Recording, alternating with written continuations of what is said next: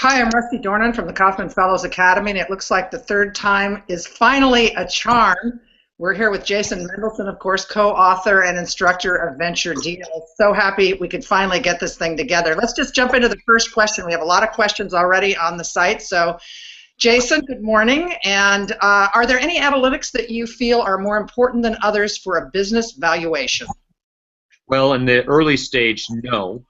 Because in the early stages of a company where it doesn't really have a repeatable business model, where you're not, quote, just making sausage, the evaluation of the company is based on the team, potentially growth, but a lot about the idea and about the strategic value it is to either a venture capitalist in their portfolio or an acquirer.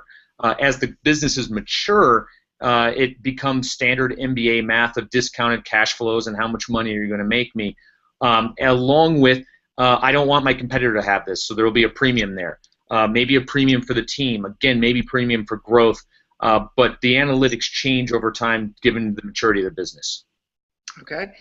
Brad says to have clarity on what you want. How do you feel if you know what you want is really, how do you know if what you want is really good for you as an entrepreneur? How do you know if you're overlooking terms that could be more favorable because you're focused on the wrong things?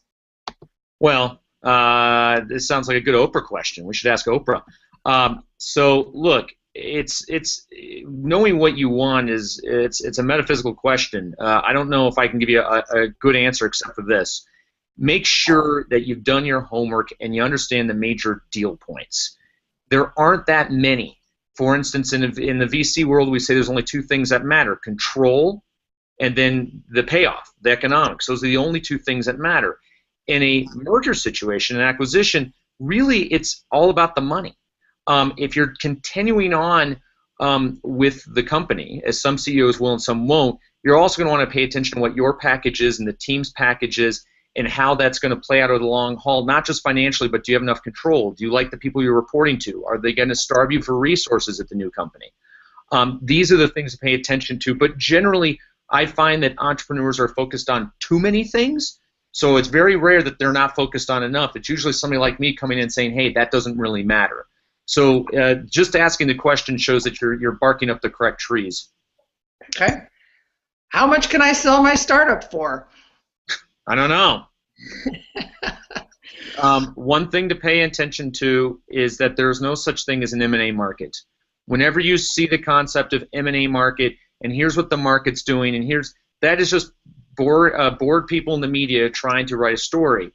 There are not a lot of people who acquire startups, and the people who acquire them have ulterior motives, and that's not negative, but they're going to have other motives besides just profit unless your company is very, very late stage. If your company's later stage, they may be trying to acquire a new revenue line, or they're just about to go public. They may be trying to bolster on revenue before they go public.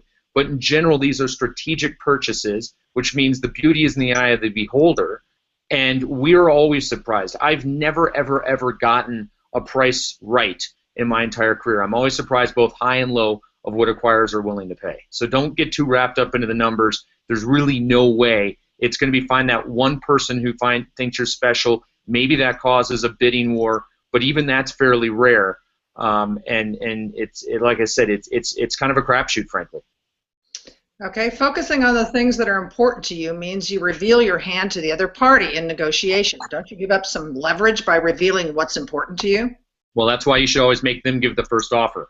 Just like VC work, don't let the VC say, hey, what do you think the price is? You know, the answer is, hey, you're the professional. You're the one either issuing me a term sheet or you're the company who's buying me. Make us an offer. Let them get out the information, and then you've got the strategic advantage because you know what's important to them. And by the way, you don't have to lay everything out transparently, right? This is a bit of a cat and mouse game. That next draft of that LOI that you're working on with the M&A deal, you may choose to show as part of your hand, none of your hand, some of your hand to move the deal along. But this isn't something that's just going to get done immediately. There's going to be a lot of steps that go back and forth before a merger agreement is signed. Okay. I've got one too. Let's say you're having trouble, raising money for the next round. You're getting a little nervous about your survival, and you get a letter of intent from a potential acquirer, but it's kind of less than ideal. Do you grab at that life preserver, or do you step back and, what kind of things should you be thinking about? Well, it depends. If this is an acquirer that you think is going to be around later, it may embolden you that you've really got something here. And you may be able to go to a VC and say, hey, look, I have an acquisition offer on the table. I really want to run this business because I think the vision's much larger. I've had plenty of CEOs do this with me, say, hey, look, I have a legitimate offer, but if you wanted to go into business together, let's look at it. And sometimes it works out, sometimes it doesn't. Maybe my advice is take this offer. Like, this is the best you're going to get, in my opinion. Or sometimes it's like, this is just evidence that you are onto something. These people are always going to be around. They're always going to want to buy you. Google's not very price sensitive. If Google's trying to buy you early, let's run this thing. And so now if it's an acquirer who never acquires, let's say it's like an insurance company or something that doesn't acquire startups, that's this may be a once in a lifetime offer by them, and then you're gonna have to consider it more carefully. Well, I just spotted a question that was very similar to the one I just had, but let me just make sure that you've answered all of it. If a larger company expresses an interest in buying our company product, does it make sense to look for an investor in order to raise valuation as we begin negotiating? Would this push away the potential buyer or instead validate the business? And I think, is there any part of that you feel like you could answer more? Or? No, I look, competition is wonderful. The more competition you can create for your company, that's going to help drive up the price and give you the leverage to have a great deal. Okay. What are the legal costs of being acquired? What are the what? Legal. Concerns of being acquired? Costs. Cost. Oh, it totally depends on the price. A $1 billion deal is going to cost you millions in legal fees, and then it works down there. The key is asking for an estimate from your lawyer what it's going to cost. It's going to be based on two things: the size of the deal and the acquirer. There are some acquirers who are very easy to deal with, and the lawyers go, yeah, this isn't going to be a problem. There are some which we know are horrible, and it's going to cost you more money. Try to get an estimate up front. That's the key. But the lowest I've ever seen a company, the legal fees is probably about 75 grand. That's probably the least I've ever seen, and the most I've seen it run into the tens of millions. Okay. Negotiating from a position of power, i.e. having options, besides having multiple term sheets, what are examples of multiple options that can give you leverage? Well, the term sheets are the best. The only other one is if you are running a business that you can go get VC funding, even if you don't have a term sheet, but you're doing well. The other thing is, look, I don't need to sell to you. I'm doing fine.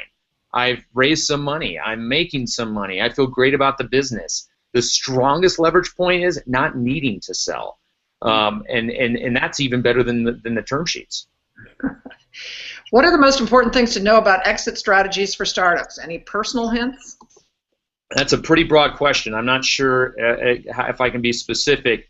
The things I would, if you think you're getting near to where a sell is, the biggest mistake you can make is not to have your house in order, your corporate docs, your minutes, all of that boring stuff that you might have neglected because you didn't want to pay your lawyer. These are the things that will single-handedly slow down the deal more than anything, because as soon as the acquirer's lawyers get into it, they're going to start raising all the red flags, slowing down the deal. Deals have momentum. Life has momentum. Don't let the momentum stop. So I would caution anybody who thinks you're going down the sales process, make sure all of the skeletons are buried, all of the ones who are above ground, bury them, tie everything up, and be as clean as possible when the acquirer starts digging in. I might have taken some of these questions out of order because this question might have followed the legal cost question. I'm not sure. It says, can you defer these costs till after the acquisition, making it contingent on the acquisition? No law firm will do contingent, but they will defer till after it's closed. But if it doesn't close, you're still going to owe the law firm. Okay. How many rounds of negotiation does an acquisition take on average if both seller and buyer want to close the deal, i.e., Facebook, Instagram deal? Yeah, Facebook, Instagram, my guess would have, I've been involved in a few deals that size, probably a couple hundred go-betweens before the LOI is signed, and then double, triple, quadruple that, actually negotiating the merger agreements. These things are hard. This is winner take all. This is the opposite of the venture deals book of, hey, I'm going to join your board and we all need to get along and sing kumbaya. Don't drive every last dollar out. Reputation matters. This is a single shot game. Once it's over, it's over. You don't get to go back. I'd say in smaller deals, even in the $20 to $30 million range, you're still talking at least a dozen times going back and forth till that's signed, and then again, double, triple, quadruple that on the actual merger agreements. These are tough, a lot of time. This is why the lawyers get paid a lot of money. There's actually a lot of time that goes into these things. Okay. Corporate acquisitions of startups, why do they often fail? Because of culture. Corporate, if you read Clayton Christensen's Innovator's Dilemma, which it's a beautiful book that you should all read, but it talks about why startups are inherently better to compete than large companies for innovating. Well, that same problem, or same, I guess, I shouldn't say problem, that same theory that Mr. Christensen writes about also hurts on the M&A. So think about it. You've got an innovative startup. You guys are running 1,000,000 miles an hour. You get acquired by a big company, and suddenly you're being forced into their command structure, their management structure, their payment structure. Everything's new. You lose a quarter or so just trying to figure out, where the lunchroom is and how to get paid and what happens to your healthcare benefits.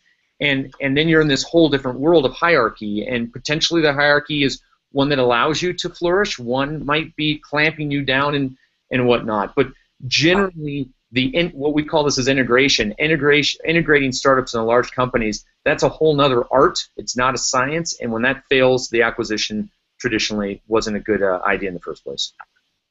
Should you be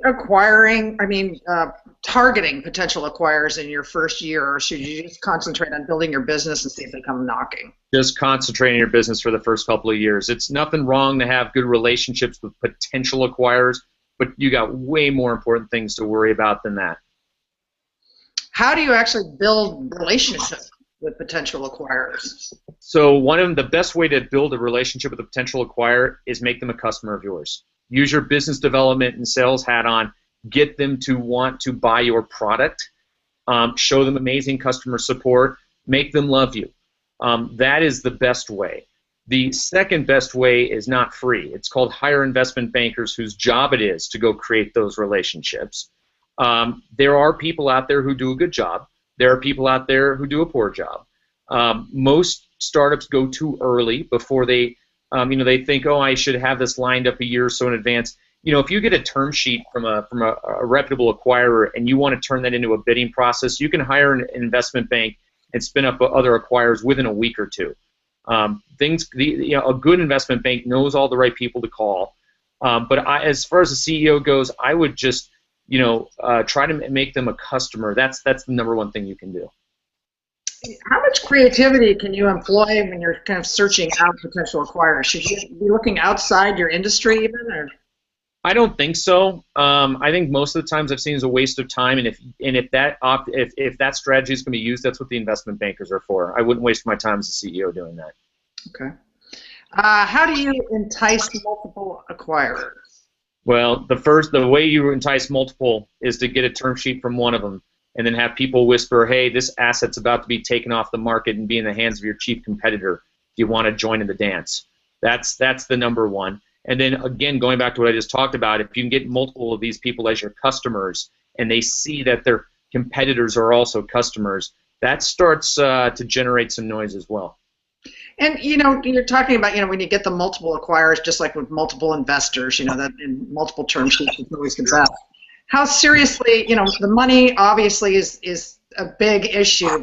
We were just talking about culture. How much do you need to be thinking about that, and what do you need to be thinking about? How do you figure out if that culture is right?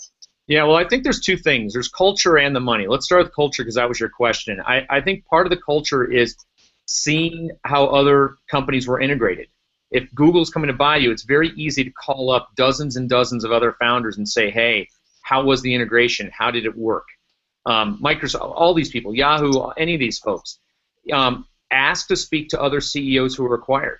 Find out what they learned, both positively and negatively, and address those things ahead of time. As far as money goes, also make sure that you're looking, and we talk about this in venture deals a lot, make sure you're looking at not just the top dollar. Like, I offer you $100 million for the company, but $20 million of that's an escrow and $20 million of that's a retention, and there's all these different ways, as we talk about in the book, to carve back the actual money they're giving you at the end of the day. So those are the two things you want to pay is, look, on the day it closes, how much money is in my bank account? All the other stuff, assume that's contingent and may go away. And then, is this a culture that I want to work with these people? Okay, another question not related to the getting acquired. Does it make sense reaching out to investors after Thanksgiving and before Christmas for a first call to potentially close an investment round by February or March? You can. It depends what firms they are. I think your ask is, hey, I know I'm going to I'm contacting during the holiday season. I'm not asking you for a meeting this year. I would just like to get on your calendar sometime in January. Asking for a meeting this time of year, it shows a level of cold-heartedness and unsophistication for what we do. This is our busiest time of the year. Think about every board that I'm on is doing strategic planning for next year and budgets and stock options. And by the way, because of tax rules, the M&A market's really hot. I mean, this is my crunch time between now and the end of the year. So show some compassion, show that you understand what's going on, but sure, reach out and say, look, I'd love to get together with you in January. It's non-threatening and something that I'll pay attention to.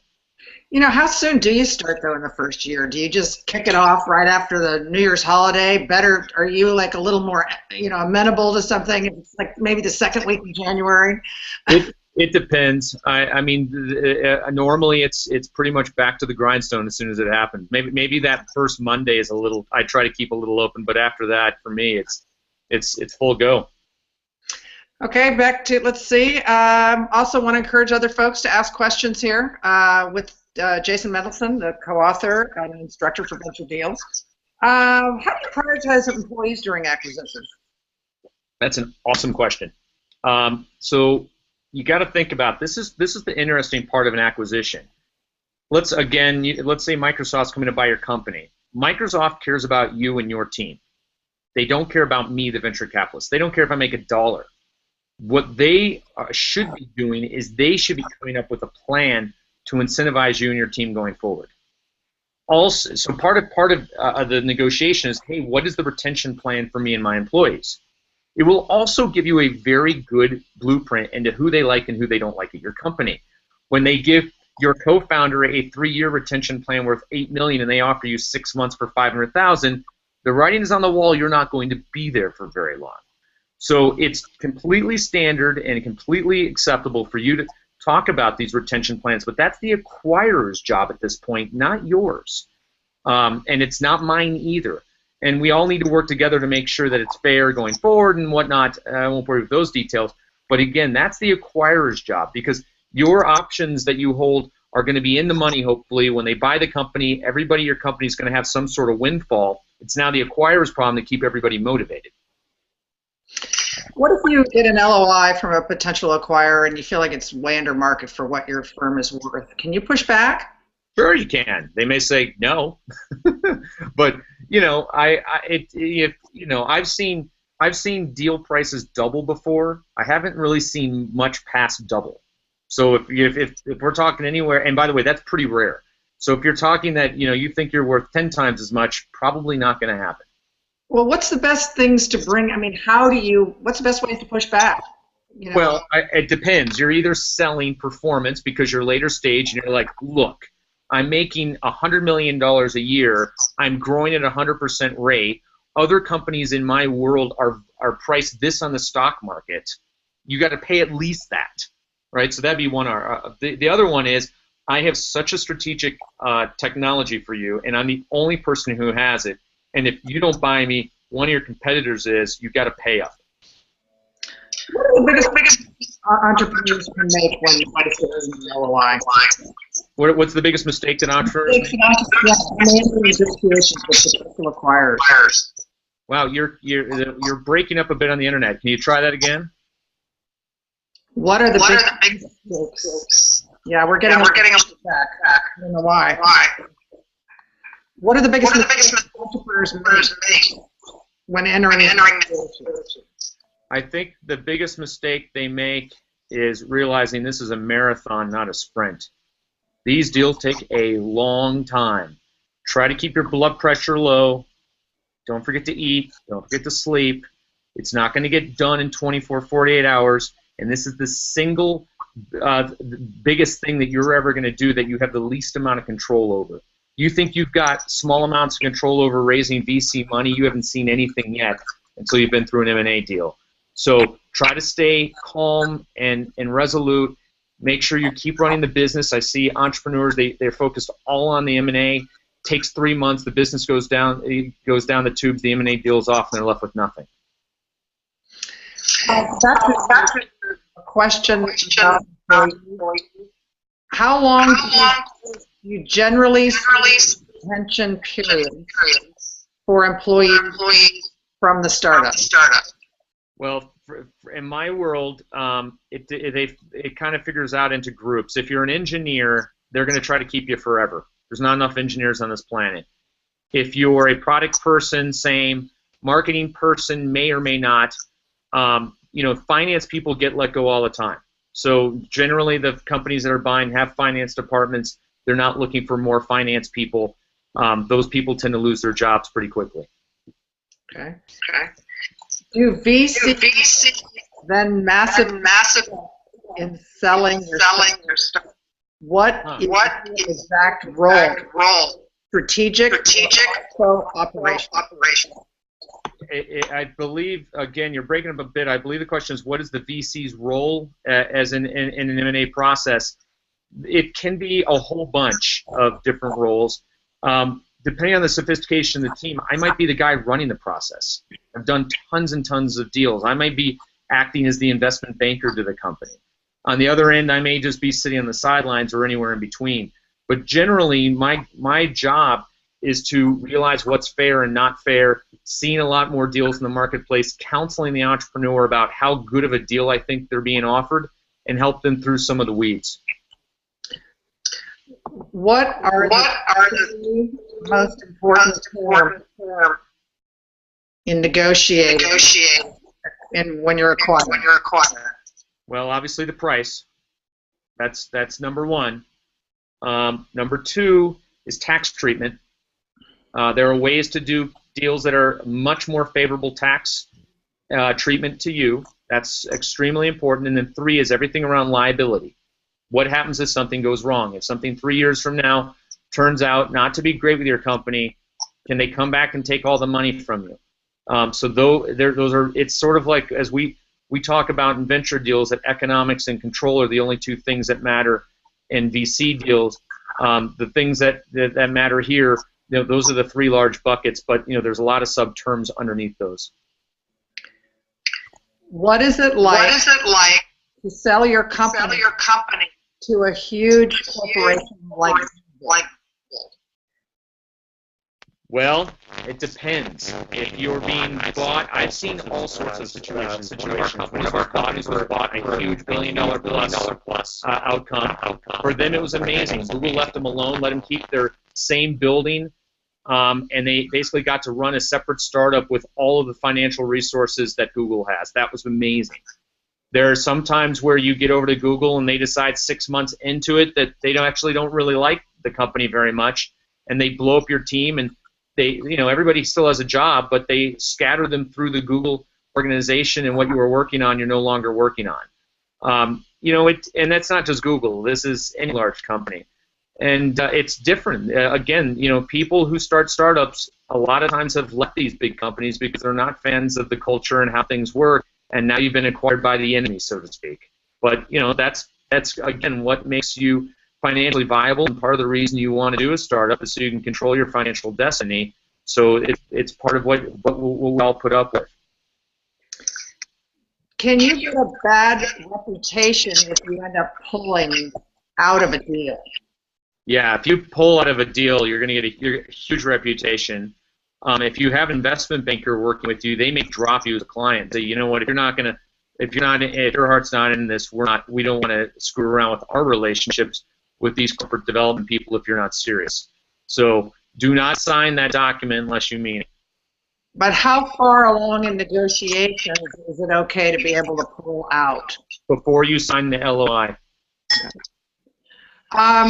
NDAs. They're a no-no in investment stage and mandatory in an acquisition. Can you talk about that a little bit? Yeah, so as we say in the book, the NDAs for a VC are no-go because I see so many business plans. If I signed NDAs, I wouldn't be able to look at any business plan. So If you ask me for that, I know you don't understand my business, you haven't read the book, and you're not very sophisticated. Completely the opposite on M&A. NDAs are standard. You need them. They usually don't last more than 18, 24 months, so keep that in mind. But it's going to be a two-way NDA that they're going to keep their mouth shut and you're going to keep your mouth shut, and very, very standard. We have a lot of students from far-flung places in the world in venture deals, and they are always trying to foster startup communities. Do you have any advice for them? It's tough to get VCs in the U.S. to invest, right? Yeah, it is. It depends where in the world. I mean, there are places, Brazil, China, India, for instance, that have done a very good job as attracting venture capital money, partly because their laws are good for business. They're friendly toward startups, and it makes us feel comfortable that we can invest there and have a nimble company. There's other countries, and a lot of these are in Europe, where if we invest in for instance, a French company, and things aren't going well, we can't fire anybody. And I'm not here to talk about big companies or politics, but that's an untenable situation for startups. We need to be able to have nimble companies, and that the CEOs and the management team can do what they want without unnecessary government regulation. So, unfortunately, one of the biggest reasons why VCs don't invest all over the world is government regulation. The second is do we think that there's a good mentor network? Have there been some other wins in the area? Highlight, if you're from somewhere that's not traditional VC place, make sure that, whether it's social media or PR campaigns or whatever the heck it is, highlight the wins you have. Highlight what's special about your area. Highlight the advantages. Yeah, we are really far, Jason, but we can hire engineers for half the cost you can, and we got plenty of them. Well, that's pretty attractive. So, figure out what your strengths are, promote those strengths, and try to improve on the weaknesses. You guys both talk about how important it is for your actions to match your words. How can an entrepreneur's actions really ruin a deal if it's not matching what's coming out of his or her mouth? Yeah, I mean, this goes for both M&A and term sheets. The words of, hey, we want to get this deal done, we love you, blah, blah, blah, I love this, but then your lawyer calls me back and hammers me on every little tiny point. Either your lawyer's a jerk or you're two-sided. You're two-faced. And, if you really want to get married to me, either as a VC or you want to close the deal as an acquirer, however your tone is should be the tone that your lawyers and your advisors are taking with me. If those don't sync up, then I feel like you're being disingenuous. Okay, another question. If it's okay for me both to sell my project deferred or to take some funding for further development when I reach out for potential buyers, investors, will it put them off that I don't have an exact single goal? In other words, to sell or invest? I don't think so. I mean, look, you always want to be focused as a CEO on what your goals are and what you want for the company, but all startups are for sale at all times. If you're going to two-track it where you're going to sort of look at an acquisition offer that's there, but keep running your company and keep raising VC money, that's totally fine. In fact, that's what puts pressure on the whole ecosystem to give you a good deal. So I don't think that's a turnoff, because you always have to have your head up looking for a potential exit. Is there anything that you can think of that if you rewrote the book now or redid the class that you would like to include and didn't have the chance to on venture deals? Is there? Yeah, I mean, I'd like to. I mean, this is a very dense subject. But I would like to reinvestigate some of the tax treatment on the M&A stuff. It's changed a lot in the last 2 years, and it keeps changing. And I'm not really sure how to capsulize it simply and have it updated all the time. What I will say, though, is as soon as you start talking acquisition, talk to a good lawyer, because things have gotten complicated out there, and we've seen some really negative things where the rank and file employees weren't able to get capital gains taxes on a merger, and that just turns my stomach. So I wish that was in there. As far as the term sheet stuff goes, no, I'm still totally happy with it. Is there any other places that people can go to learn more about what you were just talking about? I think the Entrepreneur's Guide to Business Law with Dauchi and Bagley is probably my favorite resource. Okay, Jason, thank you so much for joining us. I am so glad we were able to pull this off, even though we still had a few problems with the audio. Crazy. I know. Welcome to the internet. The Google gods are not with us today. Anyway, thank you so much. And for the students for Venture Deals, please do remember all the assignments are due on December 1st. We are so happy you could all join us, and hope you tell other folks about Venture Deals. Thanks a lot. Thanks, everybody. Bye.